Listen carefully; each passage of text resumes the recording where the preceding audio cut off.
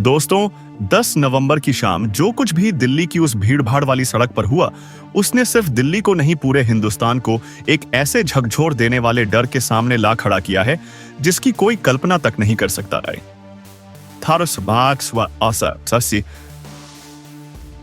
सिर्फ आग का गुब्बार नहीं था, वो एक ऐसा काटता हुआ सन्नाटा था जिसने लाखों दिलों की धड़कनें एक साथ रोक दी। जैसे किसी ने पूरी राजधानी की नसों में अचानक बर्फ जैसा डर इंजेक्ट कर दिया हो। सड़क के बीचों बीच उठती आग की नारंगी लपटें, हवा में फैला बारूद का कड़वा धुआं और जमीन पर बिखरे धातु के टुकड़े। यह नजारा सिर्फ एक हादसा नहीं था, यह एक सिग्नल था, एक मैसेज था, एक चेतावनी थी। और दोस्तों, दिल्ली में हुआ धमाका। उसी क्षण इस्लामाबाद और रावलपिंडी के फौजी मुख्यालयों पर ऐसे गिरा जैसे किसी ने ऊपर से बम फेंका हो। रिपोर्ट्स जब इस्लामाबाद पहुंची तो वहां के जनरल इतने बुरी तरह हड़बड़ा गए कि आधी रात को भी उन्हें फैले। अंधेरे में रह रहकर ऐसा लग रहा था कि भारत की मिसाइलें अभी आसमान चीरकर पाकिस्तान के सैन्य ठिकानों पर बरसने वाली है। पाकिस्तान के प्रधानमंत्री हाउस के कॉरिडोर में अफरा तफरी मच गई।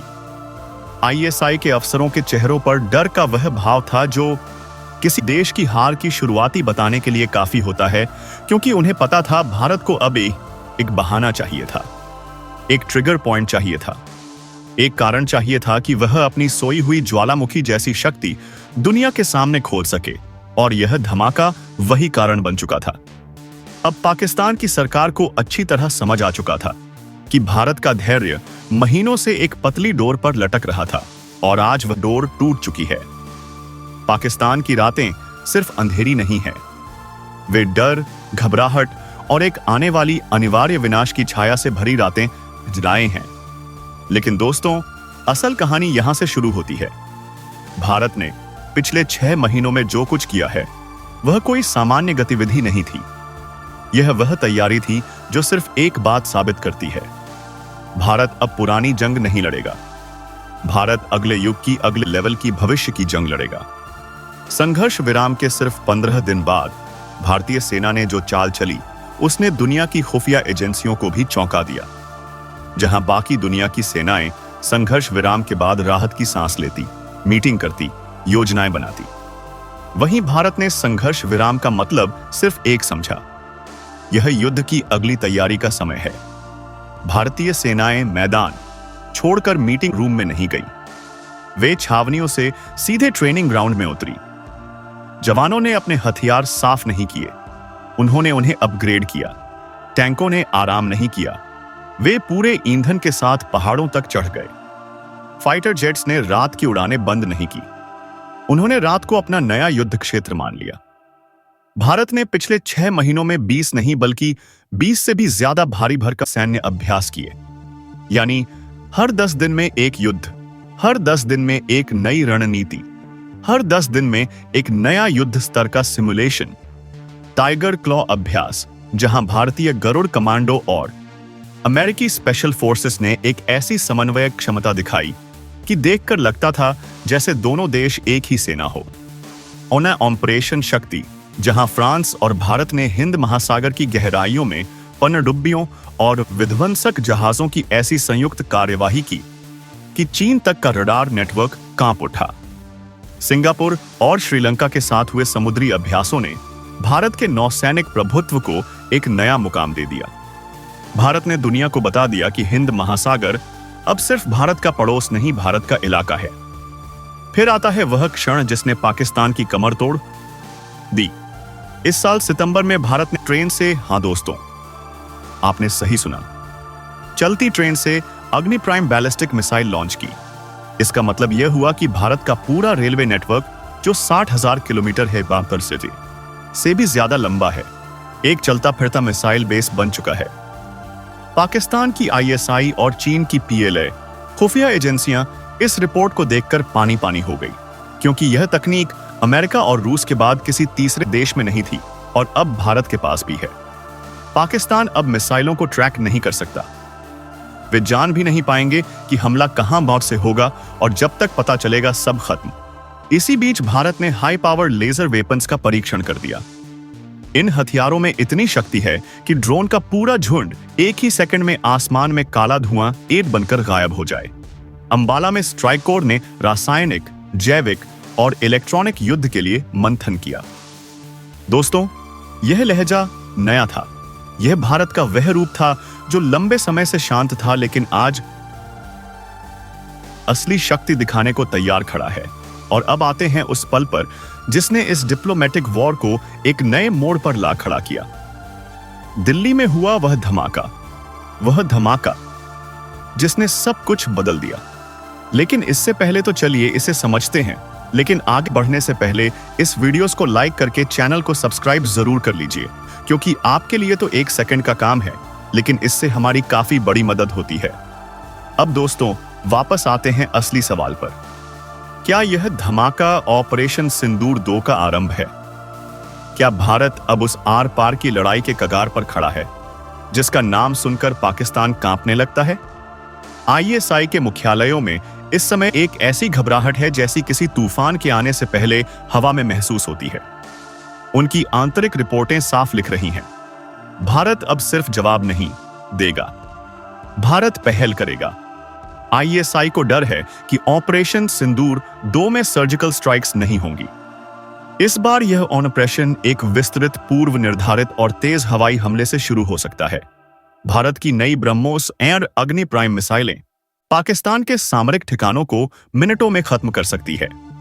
भारत के लेजर वेपन्स उनके ड्रोन नेटवर्क को साफ कर देंगे और भारत के स्वचालित ड्रोन दस्ते पाकिस्तान के अंदर घुसकर उनके डीप स्टेट इंफ्रास्ट्रक्चर को तबाह कर सकते हैं।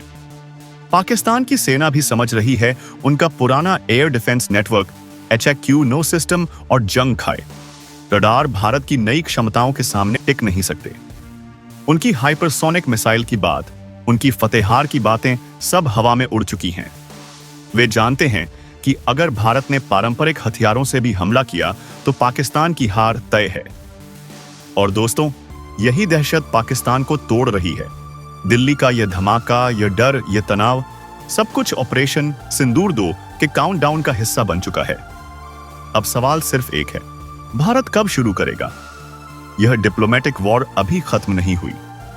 दोस्तों, जिस रात दिल्ली में वह भयानक धमाका हुआ, उस रात पूरे देश के आसमान ने जैसे अपनी सांसें रोक ली थी।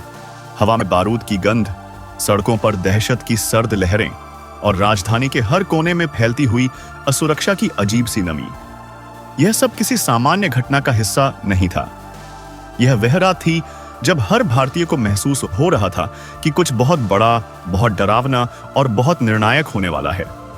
दिल्ली के ऊपर उड़ते हेलीकॉप्टरों की आवाजों में एक ऐसा कंपन था जो किसी आसन्न युद्ध की दस्तक जैसी लग रही थी। उसी रात जब आम लोग खिड़कियां बंद कर अपने घरों में दुबक रहे थे, भारत की खुफिया एजेंसियों के सबसे गुप्त वॉर रूम्स के अंदर एक अलग ही तूफान उठ चुका था। रॉ के मुख्यालय में गहरे रंग की टेबल पर स्क्रीनें चमक रही थी। विस्फोट स्थल का इंफ्रारेड फुटेज, थर्मल रीडिंग, संभावित सिग्नेचर, संदिग्ध वाहनों की मूवमेंट और पाकिस्तान की तरफ से उठती डिजिटल गतिविधि के सहस्त्रों पैटर्न। यह सब कुछ बिना रुके, बिना थमे, बिना सांस लिए एक ही बात कह रहा था। यह कोई आकस्मिक हमला नहीं था, यह किसी गहरे षड्यंत्र का हिस्सा था।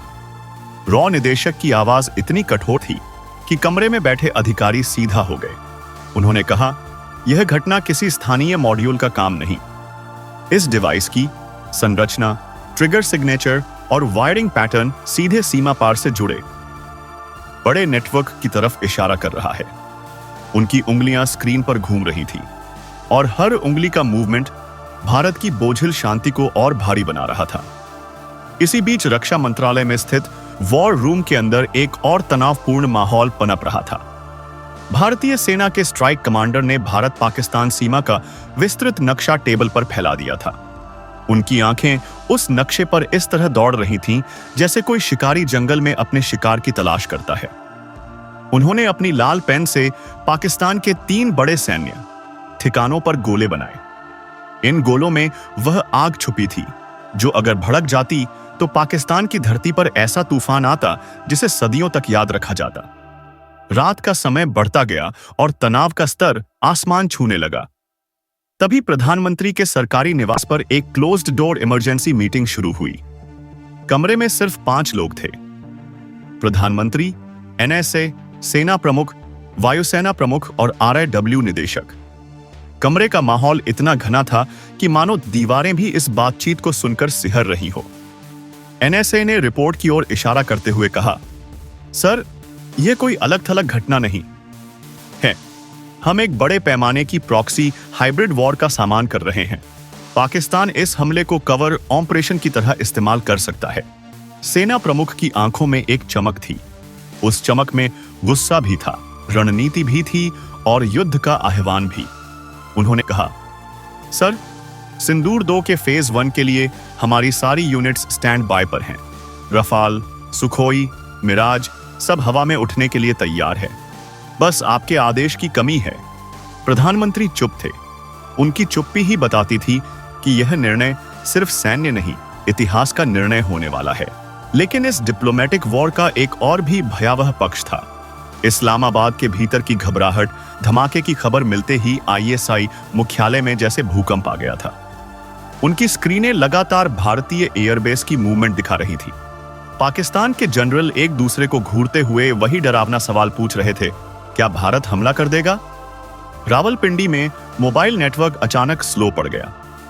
यह भारत का साइबर वॉर का पहला नमूना था। आईएसआई समझ नहीं पा रही थी कि यह उनकी गलती है या भारत की चाल। उधर भारत ने अपने अधिकांश अटैक ड्रोन को डार्क मोड में डाल दिया था, जिससे पाकिस्तान उन्हें ट्रैक नहीं कर सकता था। भारतीय नौसेना ने हिंद महासागर में अपनी पनडुब्बियों की रेंज बढ़ा दी थी। अरिहंत क्लास की पनडुब्बी इतने गहरे पानी में चली गई कि उसका पता लगाना किसी भी रडार सिस्टम के लिए असंभव था।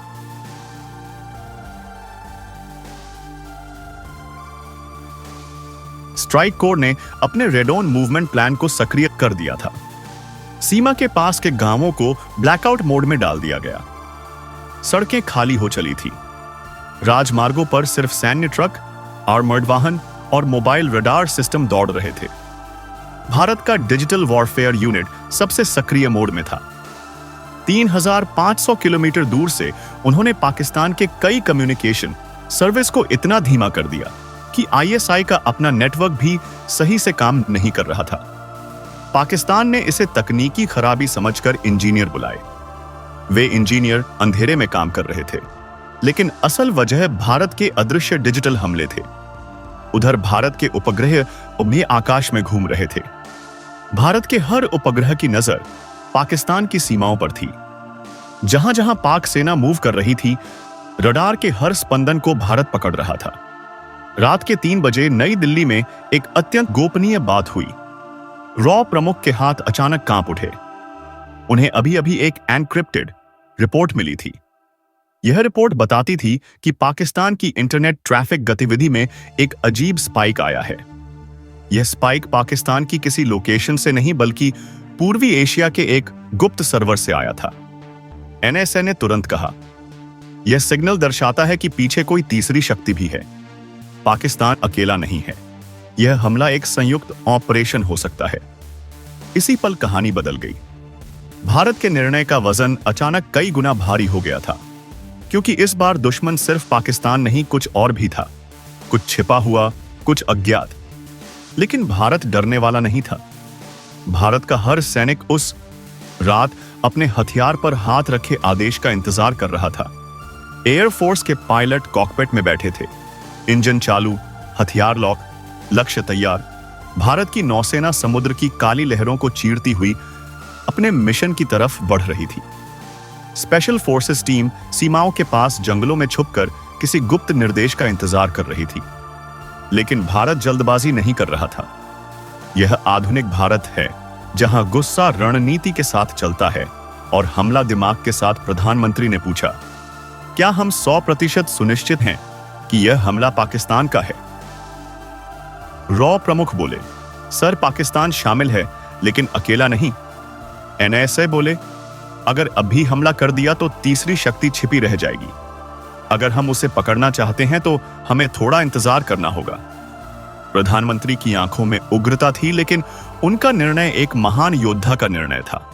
हम सिंदूर 2 को रोकते नहीं, हम उसे होल्ड मोड में रखते हैं। दुश्मन को लगेगा कि हम शांत हैं, लेकिन हम इस खामोशी से युद्ध जीतेंगे। यह फैसला पाकिस्तान के लिए सबसे बड़ा झटका था। उन्हें लगा कि भारत डर गया, लेकिन यह डर नहीं, यह रणनीति थी। पाकिस्तान ने वहीं रात में अपने एयरबेस को फुल एक्टिव मोड में डाल दिया। लेकिन वे नहीं जानते थे कि भारत ने उनके संचार चैनल पहले ही जाम कर दिए हैं। उनकी F-16 स्क्वाड्रन तैयार तो खड़ी है, लेकिन उन स्क्वाड्रनों का आधा रडार भारत के सिग्नल ब्लॉकेज के कारण गड़बड़ा चुका था।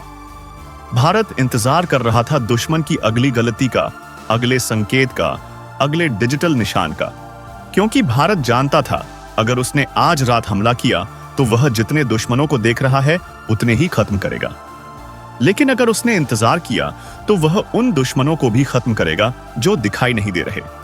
दोस्तों, यही भारत की असली शक्ति है। युद्ध से पहले युद्ध जीत लेना। दिल्ली के धमाके की राख से उठी वह चिप सिर्फ एक डिवाइस नहीं थी, वह भविष्य का संकेत थी। और भारत ने उस रात दुनिया को दिखा दिया कि भारत अब सिर्फ मिसाइलों से नहीं लड़ता, भारत जानकारी से लड़ता है, रणनीति से लड़ता है, अदृश्य ताकतों से लड़ता है और सबसे महत्वपूर्ण समय के साथ लड़ता है। पाकिस्तान उस रात कांप रहा था, भारत शांत था, लेकिन यह शांति वैसी ही थी जैसे तूफान के आने से पहले समुद्र एक पल के लिए स्थिर हो जाता है। यही वह रात थी जब ऑपरेशन सिंदूर 2 शुरू नहीं हुआ, लेकिन उसके शुरू होने का डर पाकिस्तान की सबसे बड़ी हार बन गया। भारत ने अपने सैनिकों को पीछे नहीं हटाया, ड्रोन वापस नहीं बुलाए, मिसाइलें डीएक्टिव नहीं की, साइबर यूनिट्स को ऑनलाइन नहीं किया, सब कुछ रेडी मोड में रखा। इसका मतलब था अगर दुश्मन ने एक कदम भी गलत उठाया तो भारत का वार बिजली की गति से होगा। और जब कोई देश इस स्थिति में पहुंच जाता है तो दुनिया उसे शांत नहीं कहती, दुनिया उसे प्रकोप से ठीक पहले का क्षण कहती है। भारत उसी क्षण में प्रवेश कर चुका था।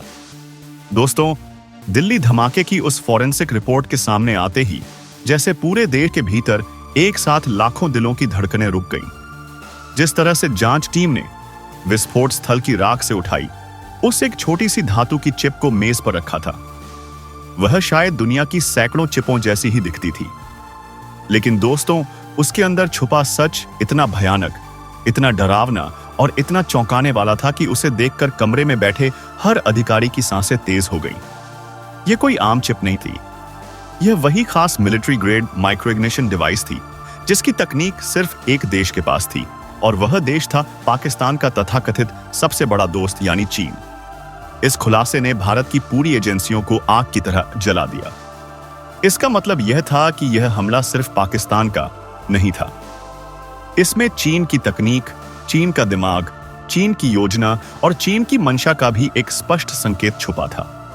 भारत समझ चुका था कि यह हमला सिर्फ एक आतंकी स्ट्राइक नहीं, बल्कि भारत की बढ़ती विश्व शक्ति को रोकने की एक कुटिल, गहरी, खतरनाक साजिश का शुरुआती कदम था।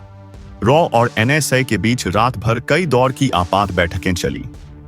रिपोर्टें आती गईं, सबूत सामने आते गए और हर एक सबूत यह कहता जा रहा था कि यह धमाका भारत को सीधे युद्ध के द्वार तक धकेलने की एक सुनियोजित चाल थी।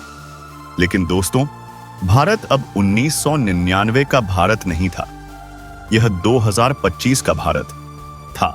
आत्मनिर्भर, आधुनिक, घातक, सटीक और अपने दुश्मन को पहचानने वाली मशीन जैसा भारत।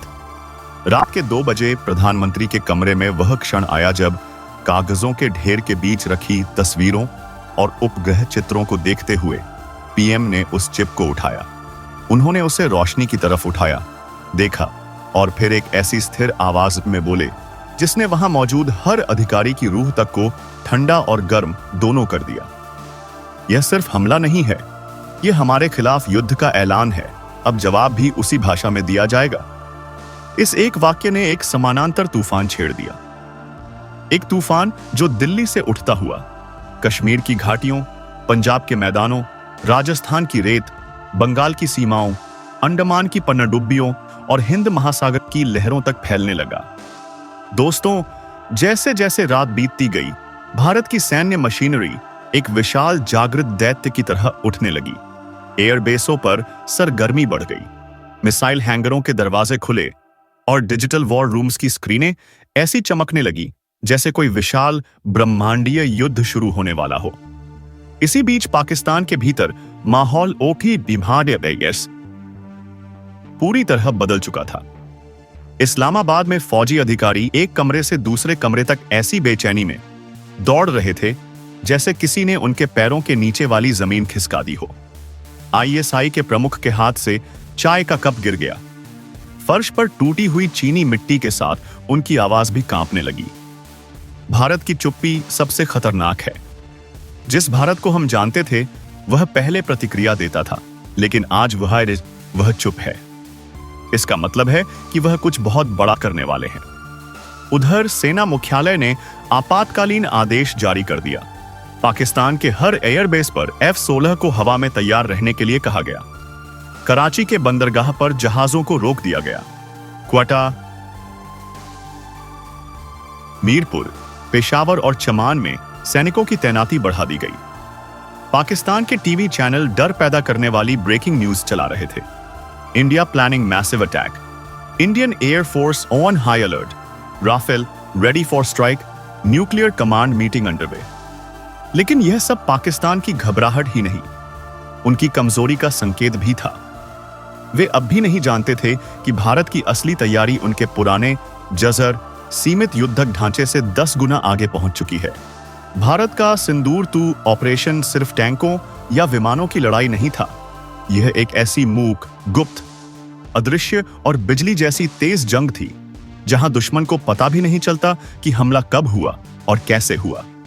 भारत की साइबर फोर्स ने उस रात पाकिस्तान की कई सैन्य वेबसाइटें, सुरक्षा पोर्टल और डाटा लॉक को पहले ही धीमा कर दिया था। पाकिस्तान को लगा कि यह नेटवर्क की समस्या है, जबकि असल में यह भारत का पहला वार था। पाकिस्तान की सेना ने कई बार कोशिश की कि वे भारत के हॉटस्पॉट्स को ट्रैक करें, लेकिन हर बार उन्हें सिर्फ रेलगाड़ियों के चलने के डाटा ही मिले। वे समझ नहीं पा रहे थे कि भारत किस मोड में है। उधर भारत की स्ट्राइक कोर ने राजस्थान, पंजाब और जम्मू सेक्टर में सक्रिय तैनाती शुरू कर दी। यह कोई दिखावा नहीं था, यह एक असली युद्ध तैयारी थी। हर टैंक फुल ईंधन के साथ, हर तोप गोला बारूद से भरी हर बटालियन 48 घंटे के भीतर पूर्ण युद्ध के लिए तैयार। इसी रात ड्रोन डिवीजन के सैनिकों ने अपने 300 से ज्यादा एई संचालित ड्रोन एक लाइन में सेट कर दिए। उनके लैंस रेड लाइट में चमक रहे थे। उनके प्रोपेलर धीरे धीरे उस तरह घूम रहे थे जैसे कोई शिकारी पंख फैलाकर अपने शिकार पर झपटने को तैयार हो। अंडमान में भारत की पनडुब्बियों ने गहराइयों में जाकर पाकिस्तान की समुद्री रेखा को काटने का इंतजार शुरू कर दिया। आईएस वागेश, आईएस कलवरी और आईएस अरिहंत जैसी पनडुब्बियों की चुप्पी किसी डरावनी रात की हवा जैसी थी, शांत, ठंडी और घातक। हिंद महासागर में भारतीय नौसेना के 2 कैरियर बैटल ग्रुप अपनी पोजीशन पर थे। विक्रांत और विक्रमादित्य पर तैनात MiG-29 और रफालम विमानों के इंजनों की आवाज इतनी गूंजदार थी कि रात में भी समुद्री हवा में हल्का कंपन महसूस हो रहा था। अब आते हैं कहानी के सबसे खतरनाक मोड़ पर, उस भयावह बैठक पर जिसमें भारत ने ऑपरेशन सिंदूर 2 को सक्रिय करने के अंतिम काउंटडाउन का निर्णय लिया। रात के 2:30 पर प्रधानमंत्री ने सेना प्रमुख, NSA, रॉ प्रमुख और वायुसेना प्रमुख को एक अंतिम आपात मीटिंग के लिए बुलाया। कमरा अंधेरा था।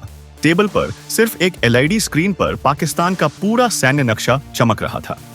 उसका एयर डिफेंस, उसकी मिसाइल तैनाती, उसके बेस, उसके कमांड सेंटर और सबसे महत्वपूर्ण उसके ब्लाइंड स्पॉट्स। NSA ने एक क्लिक किया, स्क्रीन लाल हो गई। उस लाल स्क्रीन पर 3 शब्द चमके, टारगेट कंफर्म्ड, रेडी। सेना प्रमुख की आवाज स्थिर थी, सर, अगर आदेश दें तो भारत 6 मिनट में ऑन ऑपरेशन शुरू कर देगा। पाकिस्तान के 3 प्रमुख ठिकाने 18 मिनट में 18 मिनट में